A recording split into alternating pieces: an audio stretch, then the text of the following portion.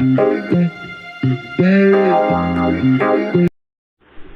Everyone, welcome to my channel. आज के इस वीडियो लेक्चर में हम आईपीसी के चैप्टर 2 को कवर अप करने वाले हैं, जो डील करता है जनरल एक्सप्लेनेशन से, जो कंसिस्ट करता है सेक्शन 6 से लेकर के सेक्शन 52A तक। तो चलिए स्टार्ट करते हैं अपने इस टॉपिक को। तो जो चैप्टर 2 है, आज के इस वीडियो लेक्चर में जो चैप्टर 2 है, चैप्टर सेक्शन 6 से लेकर के सेक्शन 52A, इसे हम हाफ ऑफ करके डिस्कस करेंगे, क्योंकि एक साथ इतने सारे सेक्शन एक ही वीडियो लेक्चर में करना काफ़ी ज़्यादा लेंथी हो जाएगा।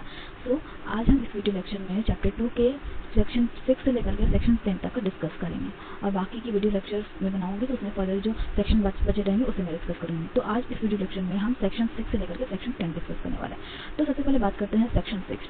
कहता है definition in the code to be understood subject to the to exceptions, यानी कि यहाँ पे एक्सेप्शंस क्या रहा है। देखो, एक्सेप्शंस आते हैं सेक्शन 76 से लेकर के 106, जिसमें right to private defence, mistakes, accident, इस तरह की जो है पाए जाते हैं। यानी कि क्या क्या एक्सेप्शंस होते हैं कि अगर कोई कुछ ऑफेंस करता है तो किस किस केसेस में कि क्या क्या चीज़ के एक्सेप्शंस होते हैं। तो वही कहना का यहाँ पर पूरा बात है कि सेक्शन 6 कहता है कि जब भी आईपीसी का कोई कोड पढ़ा जाता है तो हमें एक्सेप्शन को साथ लेकर के पढ़ना होगा, एक्सेप्शन को साथ लेकर के चलना पड़ेगा। यानी जो एक्सेप्शन दिए हुए हैं सेक्शन 76 से लेकर के 106, उन सबको साथ लेकर चलना पड़ेगा। यानी अगर हम कोई ऑफेंसेस पढ़ रहे हैं तो हमें ये याद रखना होगा कि कहाँ पर माइनर लगेगा, कहाँ पर मिस्टेक लगेगा, मिस्टेक ऑफ फैक्ट लगेगा, एक्सेट्रा। तो ये सारी जो चीज़ें हैं हमें ये ध्यान पे रख के चलनी होगी कि अगर कोई ऑफेंसेस हम पढ़ रहे हैं आईपीसी में तो एक्सेप्शन भी किस किस केसेस में होंगे, किस किस केसेस में, ये चीज़ ध्यान रख के हमें पढ़ना है। फिर वही सेक्शन 7 एक्सप्लेनेशन पर बात करते हैं, sense of expression once explain, यानी एक बार जो एक्सप्लेन हो गया तो हो गया।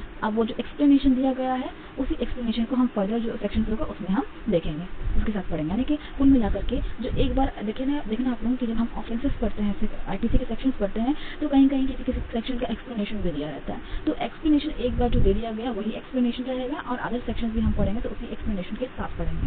दैट इज व्हाट सेक्शन 7 है। उसके बाद हम बात करते हैं सेक्शन 8 का। सेक्शन 8 जो है जेंडर का बात करता है, यानी कि जेंडर माने कि आप मेल और फीमेल, यहाँ पर जो एक शब्द है वह शब्द जो है ये मेल और फीमेल दोनों के लिए लगेगा। फॉर एन एग्जाम्पल हम पढ़ते हैं सेक्शन आईपीसी के सेक्शन 354 में कि outreach the modality of woman, यानी औरत का लज्जा भंग करना, यानी जो कोई भी औरत का लज्जा भंग करेगा वो पनिशेबल होगा। यहाँ पर टर्म है जो कोई भी, इंक्लूडिंग मैन वुमेन बोथ, यानी यहाँ पर मर्द भी आ जा रहे हैं और औरत भी आ जा रहे हैं। तो जो कोई भी औरत की लज्जा भंग करेगा वो पनिशेबल होगा। लेकिन वही आप सेक्शन 354A में देखो तो यहाँ सिर्फ मेल, पुरुष शब्द का उपयोग हुआ है। इसका मतलब कि इस सेक्शन में अगर कोई पुरुष करेगा वो हरकत, वो ऑफेंस, तो वही पनिशेबल होगा। तो यही यहाँ पे जो जेंडर है, जब हम सेक्शंस पढ़ते हैं तो हु एवर, हुआ, ऐसे जो टर्म्स आते हैं ना, वो सारे टर्म्स जो है मेल और फीमेल दोनों के लिए होते हैं। ठीक है।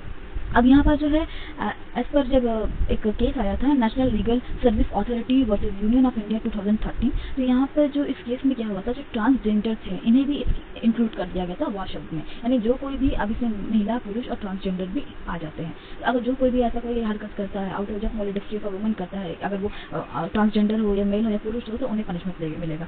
तो ये जेंडर कहता है। वही जो सेक्शन 9 है वो कहता है नंबर्स का बात करता है, यानी वचन का बात करता है, एक वचन, बहुवचन, यानी सिंगुलर और प्लूरल अगर इंग्लिश में बोले तो।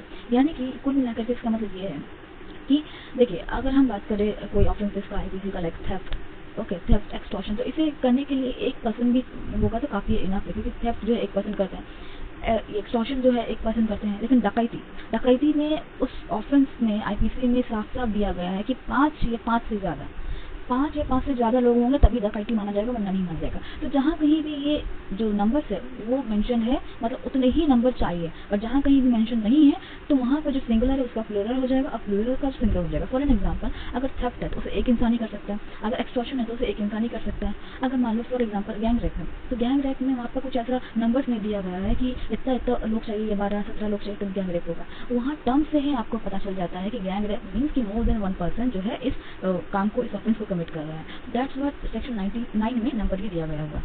ओके, माने सिंगुलर होगा तो उसकी जगह प्लूरल होगा तो सिंगुलर, अगर मेंशन ना हो तो आईपीसी के सेक्शन में। फिर सेक्शन 10 जो है चैप्टर 2 में, जो सेक्शन 10 है वो कहता है वुमेन एंड मेन के बारे में।